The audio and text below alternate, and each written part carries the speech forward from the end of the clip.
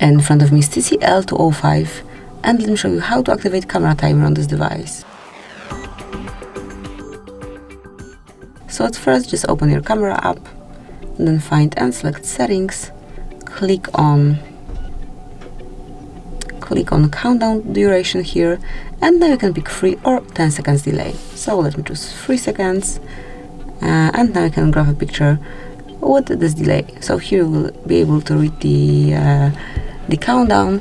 When the sound is on, you can also hear the tune, and this is it. Obviously, if you'd like to apply 10 seconds delay, just change it to 10, and it's working the same way.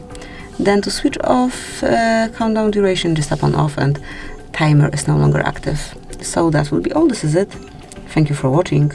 Please subscribe our channel and leave the thumbs up.